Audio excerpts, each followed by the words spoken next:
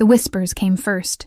Then clarity washed over Betty's 8-year-old mind like a tidal wave, as foreign syllables transformed into perfect meaning.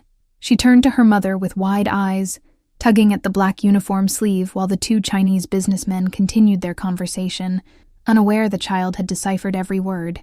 Heather Wilson checked her reflection in the staff bathroom mirror, straightening her bow tie while her daughter watched with curious eyes. 27 years old with only $26 in her account, until next week's paycheck. She had no choice but to bring Betty to tonight's elite Philadelphia gala. Remember, stay in the kitchen corner, color quietly, and don't talk to the guests, Heather instructed, kneeling to smooth her daughter's simple blue dress. This job pays triple my normal rate. Enough for next month's rent, and maybe even that science kit you wanted. Betty nodded solemnly, clutching her small backpack of activities while thinking about the strange thing that happened yesterday at the grocery store. The Polish grandmother had been muttering to herself in her native language, and suddenly Betty understood every complaint about American bread prices. Head chef Boris raised an eyebrow at the child hiding behind Heather's legs, but quickly softened when she explained her babysitter had canceled last minute. Fine, but keep her out of sight. These high society types don't want to see staff children at their fancy charity events. Heather rushed between tables with practiced grace, balancing champagne flutes while memorizing faces of Philadelphia's elite attending the Children's Hospital fundraiser. Her eyes lingered momentarily on the striking man at table 12, his tailored suit and commanding presence drawing attention from everyone in the ballroom. Betty sat quietly in her designated corner, drawing pictures while occasionally glancing at the bustling kitchen staff preparing elegant dishes. She noticed how everyone seemed nervous when serving the handsome man at table 12, their hands slightly trembling as they approached him. The night progressed smoothly until Betty grew restless and wandered from her hiding spot, trailing silently behind the dessert cart as it rolled toward the main ballroom. The glittering chandeliers and swirling gowns captivated her attention as she ducked beneath a tablecloth to watch the spectacle unnoticed. Through the forest of expensive shoes and trailing gowns, Betty spotted her mother delivering drinks to table 12, where the important man sat surrounded by serious-faced associates. Something about their rigid posture made Betty's skin prickle with unease despite their polite smiles. From her hidden vantage point, Betty observed two waiters she hadn't seen before enter from a side door, their movements stiff and purposeful, unlike the fluid grace of the regular staff. They exchanged quick glances before approaching table 12 with a special bottle wrapped in an expensive-looking cloth. When they began speaking in rapid Sicilian while pouring a special glass for the important man, Betty froze as their foreign words suddenly became crystal clear in her mind. Once he drinks this, the boss is dead, and the Russians take control of Philadelphia by morning, the taller waiter whispered with chilling certainty. Betty's heart hammered against her ribs as she watched in horror, the assassin's plan unfolding in slow motion before her eyes. Without thinking, she scrambled from beneath the table and darted across the polished floor, ignoring shocked gasps from the elegant guests. "Don't drink it!" she screamed, lunging toward table 12 where the powerful man was raising the champagne flute to his lips. "They put something in it. They said you'd die if you drink it." The room fell into stunned silence as all eyes turned toward the small girl in the blue dress, her cheeks flushed with exertion and fear. Betty pointed frantically at the two waiters who were already backing toward the exit, their faces twisted with rage at the unexpected interruption. The man at table 12 slowly lowered his glass, dark eyes shifting from the trembling child to the retreating waiters with calculated precision. In one fluid motion, he stood and signaled to two suits by the door, who immediately blocked the exits, his expression never changing despite the chaos erupting around him. Security descended swiftly, surrounding the table as the important man, whom Betty heard someone address as Mr. Corvino, calmly instructed a guard to test the drink. The chemical detection strip turned an alarming shade of purple within seconds, confirming the deadly poison that would have stopped his heart instantly. Heather pushed through the crowd with wild panic in her eyes, dropping to her knees beside Betty and clutching her close. "I'm so sorry about my daughter, sir," she stammered, avoiding direct eye contact with the intimidating figure whose life her child had just saved. "Mr. Corvino studied them both with piercing intensity, his angular face betraying no emotion as security dragged the struggling assassins away. "How did your daughter know what was being said?" he asked in a surprisingly gentle voice, crouching down to Betty's eye level. Betty shrank against her mother's side, suddenly shy under the scrutiny of so many stares. "I heard them talking in a different language, but I understood the words somehow," she whispered. her small voice barely audible above the murmuring crowd. Heather stroked her daughter's hair protectively, trying to mask her own confusion and fear. She's always been special with languages, picks them up instantly. But this is different, she explained hesitantly, sensing that providing honest answers was critical to their safety. A remarkable gift, Mr. Corvino commented, a hint of genuine warmth breaking through his stoic exterior. He turned to address his associates with quiet authority, ordering the ballroom cleared of guests, while maintaining a reassuring smile for Betty's benefit. Within minutes, the grand space had emptied, except for Mr. Corvino's security team, the catering staff, and several serious men in expensive suits discussing the situation in hushed tones. Heather held Betty's hand tightly, unsure whether they were being protected or detained. "Please join me, Mr. Corvino gestured toward a private alcove away from prying ears, his invitation clearly not optional despite its polite delivery. "I believe I owe this brave young lady my life, and I never leave debts unpaid." The private alcove featured plush seating and soft lighting, creating an intimate space that contrasted sharply with the tension filling the air. Mr. Corvino's security chief whispered something urgent in his ear before departing, leaving them in an uncomfortable silence broken only by distant police sirens. Heather shifted nervously, acutely aware of her waitress uniform and the vast social chasm between them as Mr. Corvino, whom she now recognized as Auguste Corvino, the reclusive real estate magnate with rumored connections to organized crime, studied them intently. "We should go," she murmured, rising halfway from her seat, only to be halted by his raised hand. "The men who tried to kill me tonight work for the Bratva, Russian mafia," August explained with surprising candor, his dark eyes fixed on Betty with undisguised curiosity. "Their boss has been trying to take my territory for months, and tonight they nearly succeeded because I wasn't careful enough." For several heartbeats, the only sound was the gentle hum of the air conditioning and Betty's soft breathing as August seemed to contemplate a significant decision. "Your extraordinary daughter just changed the course of a war, Ms." He paused, waiting for Heather to fill the silence with her name. "Wilson," she supplied hesitantly, instinctively pulling Betty closer as understanding dawned that they had unwittingly stumbled into something far more dangerous than she could have imagined. "Heather Wilson, and this is my daughter Betty. The Russians now know your faces," August stated matter-of-factly, his tone grave as he leaned forward with clasped hands. "Which means you're both in considerable danger until this situation is resolved permanently." Heather's face paled as the implications of August's words sank in, her grip on Betty's shoulder tightening protectively. "We're just ordinary people. Surely they wouldn't bother with us," she protested, though the certainty in his expression extinguished her hope before it could fully form. "These men don't leave witnesses, especially child witnesses who can understand their plans regardless of what language they speak," August explained gently, his attention shifting to Betty with undisguised fascination. "How long have you been able to understand languages you've never learned?" Betty fidgeted with the hem of her dress, suddenly self-conscious under his intense gaze. "It started about 6 months ago with our neighbor who speaks German. I heard her talking to her sister on the phone, and suddenly I could understand everything they said." August nodded thoughtfully, processing this information while his phone buzzed with incoming messages that he ignored completely. "My security team has already detained 3 Russian associates in the parking garage. They were waiting for confirmation of my death," he revealed with chilling casualness. Heather felt the room tilt slightly as the gravity of their situation became clearer with each passing minute. "What happens to us now?" she asked, struggling to keep her voice steady for Betty's sake, while her mind raced through increasingly desperate scenarios. "First, we relocate you somewhere safe. My penthouse has excellent security and is unknown to my enemies," August decided, already typing instructions to his team. "By morning, I'll have a more permanent solution arranged for your protection." Betty watched him curiously, her young mind somehow sensing the complex calculations happening behind his composed exterior. "You're not really just a businessman, are you?" she asked innocently, causing a rare smile to flicker across August's stern features. "Perceptive child," he remarked approvingly, meeting Betty's gaze with newfound respect. "Let's just say I have varied interests across Philadelphia that require particular management skills." The relative calm was shattered when August's security chief burst into the alcove, his usually impassive face tight with urgency. "Sir, we've intercepted communications. They've deployed a second team to ensure the job is completed," he reported tersely, pointedly glancing at Heather and Betty. August was on his feet instantly, all pretense of casual conversation abandoned as he issued rapid commands to his security team through a discreet earpiece. "Change of plans. We move now. Full protective detail," he ordered, gesturing for Heather and Betty to follow him immediately.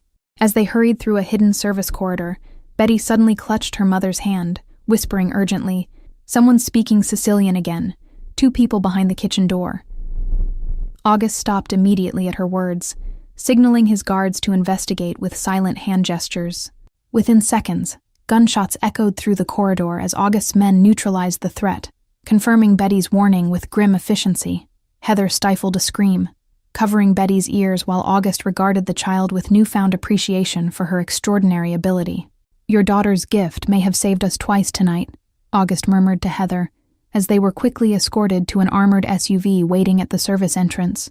"She might be the most valuable asset in this city right now."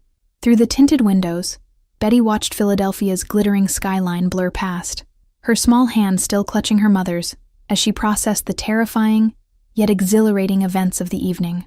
Something fundamental had shifted in their lives, and despite her youth, she understood they could never return to the way things were before. August Corvino's penthouse sprawled across the top floor of the most exclusive building in Philadelphia, its floor-to-ceiling windows offering a panoramic view of the city he effectively controlled. Betty pressed her small palm against the cool glass, marveling at the twinkling lights below while her mother paced nervously behind her. "Your daughter's ability isn't just unusual, it's unprecedented," Dr. Preston remarked, closing his medical bag after examining Betty. "I've worked with linguistic prodigies before, but instantaneous comprehension of unlearned languages defies current scientific understanding." Heather sank onto the luxurious sofa, exhaustion finally catching up as the adrenaline ebbed from her system. "She's always been bright, but this started 6 months ago after a high fever. I thought she was just good with languages," she explained, watching Betty explore the lavish apartment with childlike curiosity. August's phone buzzed continuously as reports flowed in from his network across the city. 3 more Russian operatives captured, surveillance established around Heather's modest apartment building, and intelligence suggesting the Bratva leadership remained unaware their assassination plot had failed. The power balance hung precariously in limbo, dependent on maintaining the illusion of normalcy. "My men intercepted this at your apartment," August said, handing Heather a crudely written note in Russian. "They were already looking for you. This confirms they know about Betty's ability and consider her a significant threat to their operations." Betty wandered back from the window, drawn by the tension in adult voices. "I could help you understand what they're saying if you need me to," she offered innocently, unaware of the strategic value her extraordinary gift represented in the ongoing power struggle between criminal organizations. Heather shook her head firmly, maternal protectiveness overriding everything else. "Absolutely not. She's a child, not a weapon in your war," she snapped at August, momentarily forgetting who she was addressing until his intense gaze locked with hers. Instead of the anger she expected, something softer flickered across August's face. Respect, perhaps even admiration. "You're right," he conceded with surprising humility, crouching to Betty's level. "You've been very brave, but your only job now is to stay safe while the adults handle this situation." The temporary peace shattered when August's security chief burst through the door, his normally composed demeanor fractured by urgency. "They've compromised Officer Simmons. We have a leak in the police department," he reported tensely, eyeing the civilians with obvious concern about speaking freely. "Tell me," August commanded, his posture shifting subtly into something more dangerous as he moved protectively closer to Heather and Betty. "Whatever it is, they need to know the reality of what we're facing." The security chief nodded grimly, lowering his voice despite the soundproofed walls. "The Russians believe you survived their attempt, but are weakened. They're planning to strike all your businesses simultaneously tomorrow to force you into the open, using civilian casualties as leverage." Heather gasped, her hand finding Betty's shoulder instinctively as the implications became clear. Dozens, possibly hundreds of innocent people would die in this power play. "You have to warn them. Evacuate the buildings," she urged, her previous distrust temporarily forgotten in the face of impending tragedy. August's expression hardened into something terrifying, yet oddly reassuring, the face of a man accustomed to impossible decisions with lives hanging in the balance. "I'll do better than warn them," he stated with quiet intensity. "I'll end this tonight." Betty tugged suddenly at August's sleeve, her small face serious beyond her years. "The man who was watching us from the building across the street. He was talking to someone on the phone in Sicilian about a tracker, she revealed, pointing toward the window where she'd been standing earlier. In a blur of controlled violence, August's security team sprang into action, sweeping the room with electronic detection equipment until they discovered the miniature tracking device hidden in the lining of Betty's backpack. The sophisticated Russian technology confirmed their worst fears. The enemy was closer than they'd realized. The helicopter landed on August's secondary property, a sprawling estate outside city limits, surrounded by dense forest and state-of-the-art security systems. Betty watched with wide eyes as armed guards patrolled the perimeter, their silhouettes barely visible in the pre-dawn light filtering through bulletproof windows. "You'll be safe here," August assured them, leading Heather and Betty through the elegant great room toward a wing specially prepared for their arrival. "My most trusted people are handling the situation in Philadelphia while we remain off-grid until the immediate threat is neutralized." Heather noted how different August appeared in this environment, less the polished businessman, and more the strategic commander, issuing orders with quiet authority, while maintaining constant awareness of their surroundings. She found herself oddly comforted by his competence despite the circumstances that had brought them together. Over breakfast prepared by August's private chef, Betty surprised everyone by addressing August in flawless Sicilian, perfectly mimicking his native dialect after hearing only fragments of phone conversations. "You speak like your grandfather did," she commented innocently, unaware of the profound effect her words had on the typically stoic man. August froze momentarily. Memories of his Sicilian grandfather, the family patriarch who had established their American foothold decades ago, washing over him unexpectedly. "How could you possibly know that?" he asked softly, genuine emotion cracking through his carefully maintained facade. "The way your words flow. It's old-fashioned, like books instead of streets," Betty explained with childlike simplicity, happily spreading jam on her toast, while inadvertently forging a deeper connection with their dangerous protector. "It's beautiful, like music with words." August studied the remarkable child with newfound appreciation, witnessing not just her linguistic gift, but her inherent emotional intelligence that somehow perceived the human beneath his carefully constructed armor.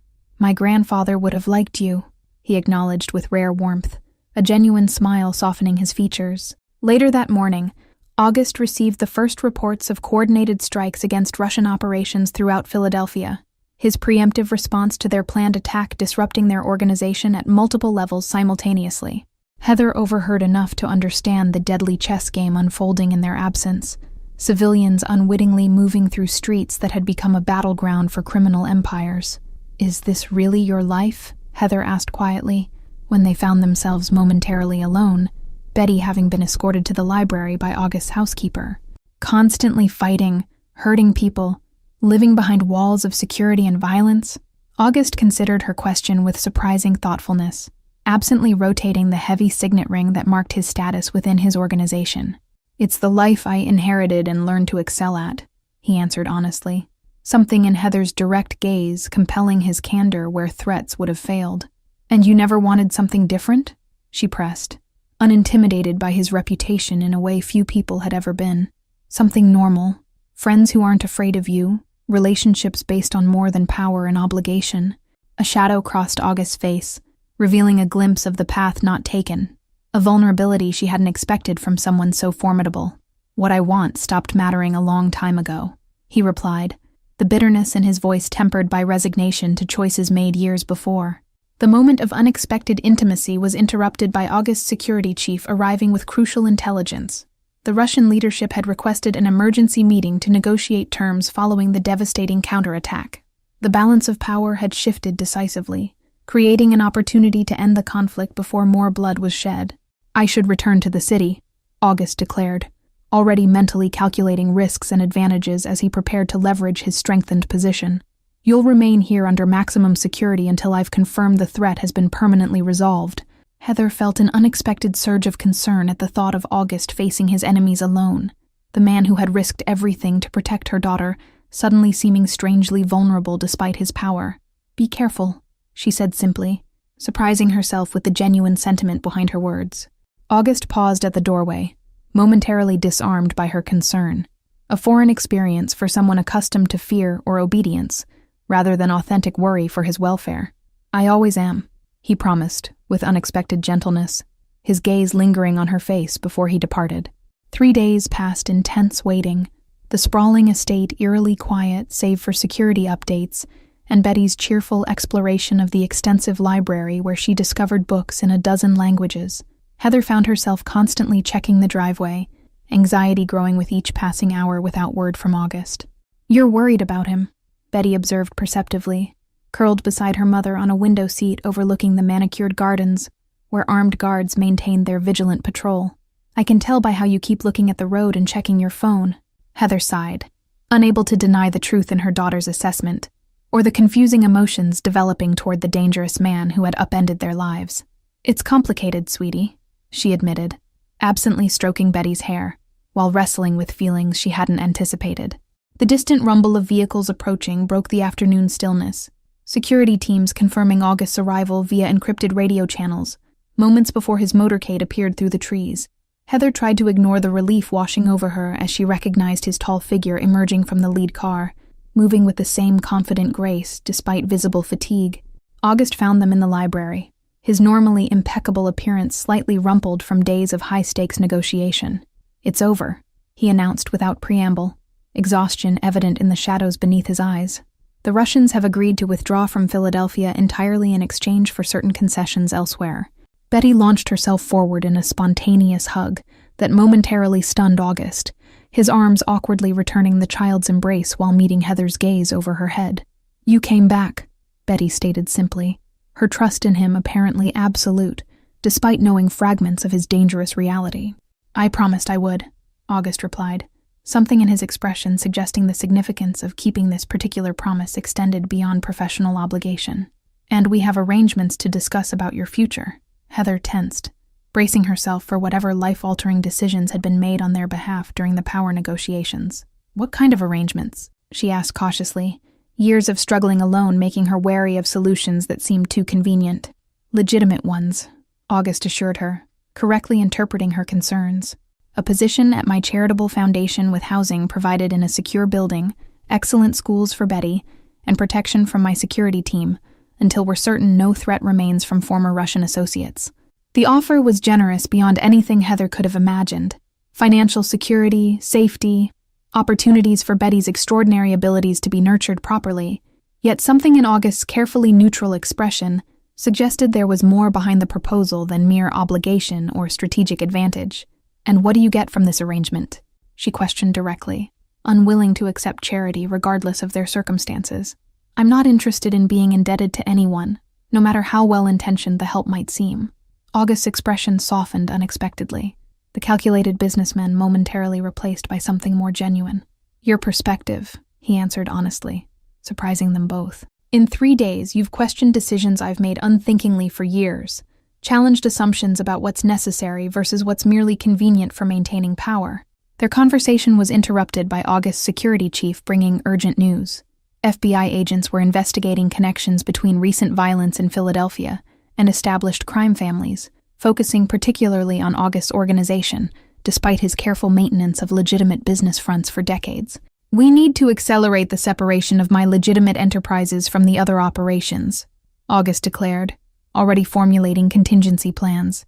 "Starting with the foundation where Heather will be working, it needs to be completely clean, beyond reproach or suspicion." Betty, who had been quietly observing the adults from her corner of the library sofa, suddenly spoke up with characteristic directness. "You should just stop doing the bad things completely," she suggested, her childlike moral clarity cutting through complex justifications with devastating simplicity. August stared at her for a long moment, something profound shifting behind his eyes, as he considered her words without immediate dismissal. "It's not quite that simple when you've lived this life as long as I have," he explained gently, without the condescension adults typically offered children discussing complex issues. "Why not?" Betty persisted, her innocent question containing a challenge that centuries of moral philosophy had struggled to answer satisfactorily. "If you know something is wrong, you stop doing it. That's what Mom always teaches me." Heather watched a silent transformation occur as August considered Betty's question with unexpected seriousness, the hardened crime boss confronted with essential truth delivered through a child's uncompromising perspective. "Your daughter might be wiser than all my advisors combined," he acknowledged with a rueful smile. The next morning brought another surprise as August presented his comprehensive transition plan, a strategic withdrawal from illicit operations, consolidation of legitimate businesses, and careful negotiation with rival organizations to maintain stability during the power shift. The blueprint for transformation, that would have seemed impossible days earlier now, lay methodically outlined on his desk. It won't happen overnight, August cautioned, realistic about the challenges ahead, despite his newfound determination. Some operations can't simply be abandoned without consequences.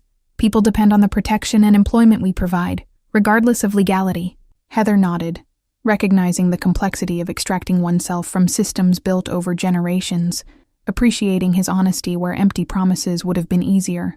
"But you're actually going to try," she observed, the statement somewhere between question and acknowledgement of the significant shift in his thinking.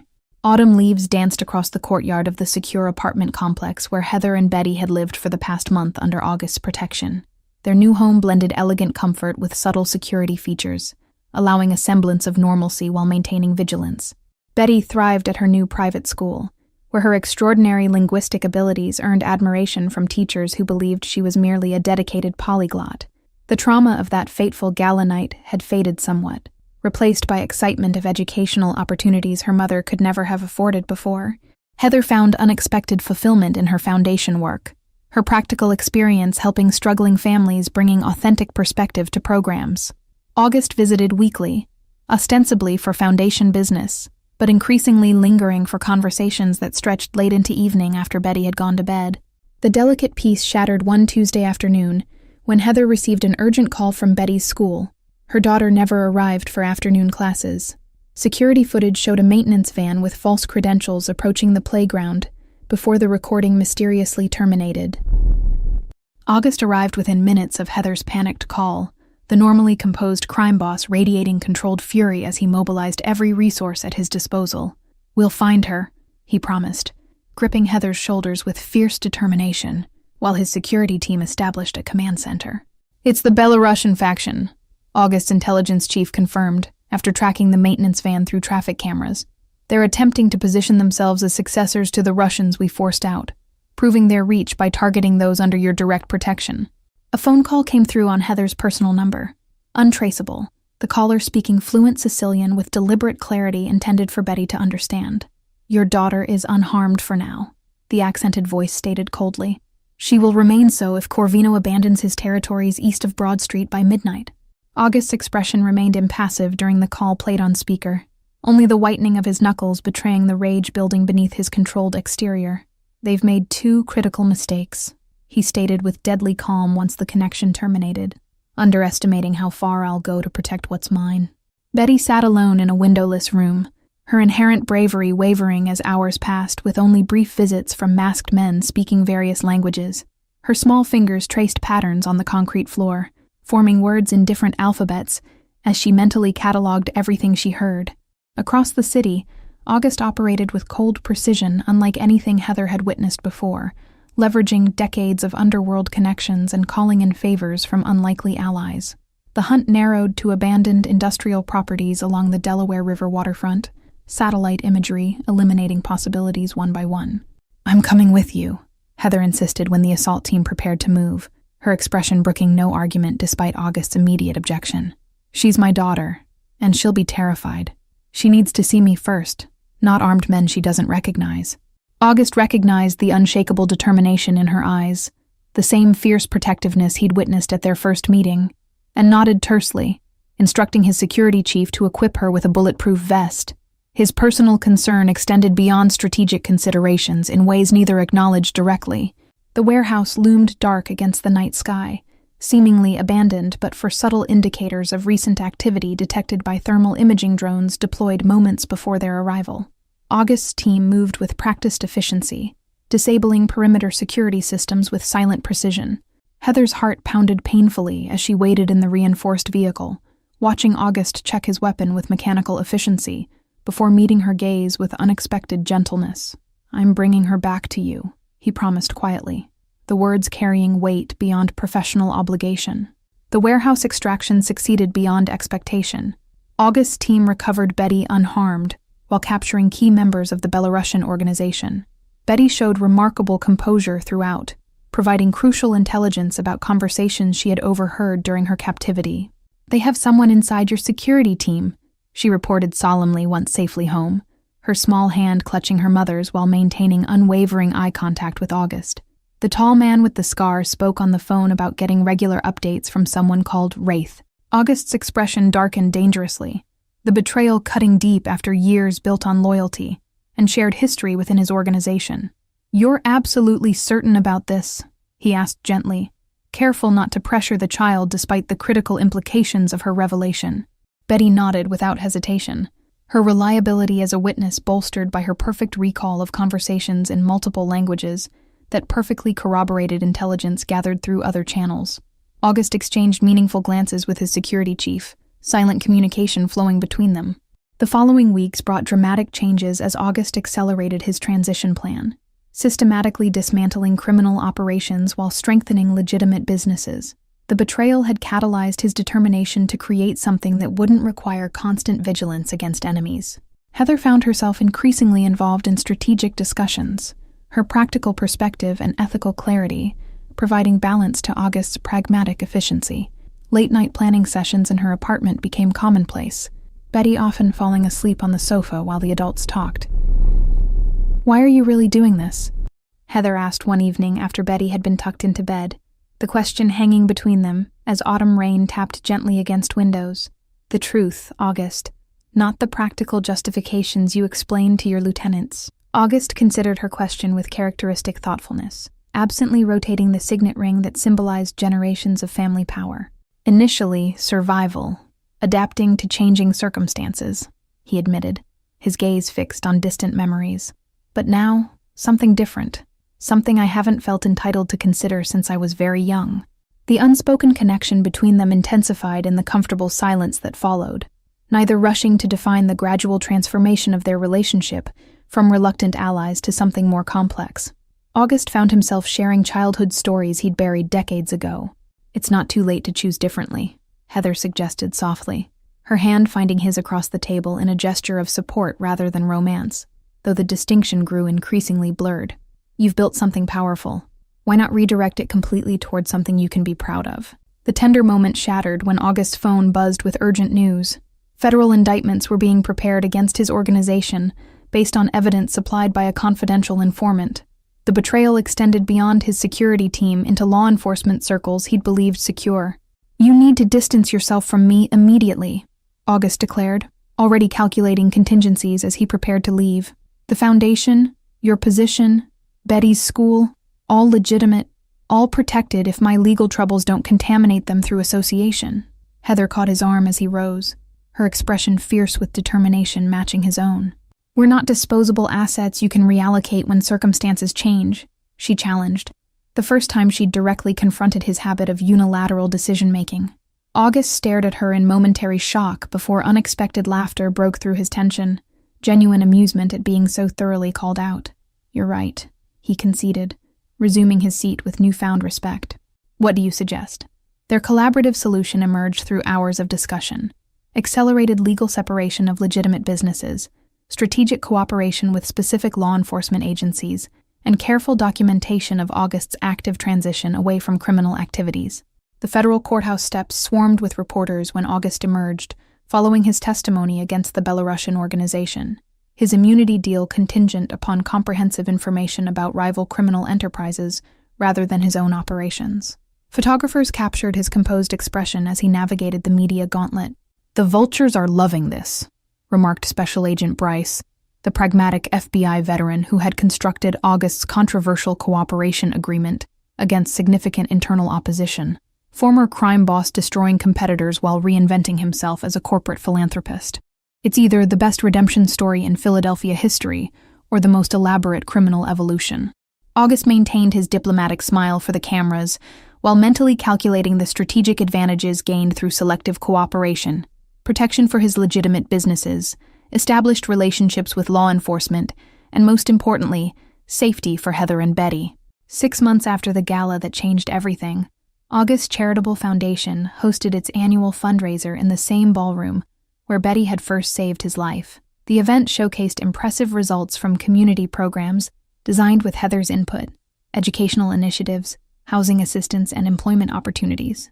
Betty circulated confidently among guests in her new role as unofficial language ambassador, impressing international donors with conversation in their native tongues, while carefully maintaining the cover story that she studied languages conventionally.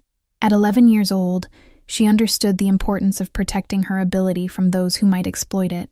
"She's remarkable," August observed, watching Betty charm a Japanese technology magnate with perfect linguistic etiquette that bridged cultural barriers effortlessly. Not just the languages, but her resilience through everything that's happened. "She gets that from you." Heather accepted the compliment with a gentle smile, her hand resting comfortably in the crook of August's arm in a public acknowledgement of their evolving relationship. "And her strategic thinking comes from spending too much time around you," she countered affectionately.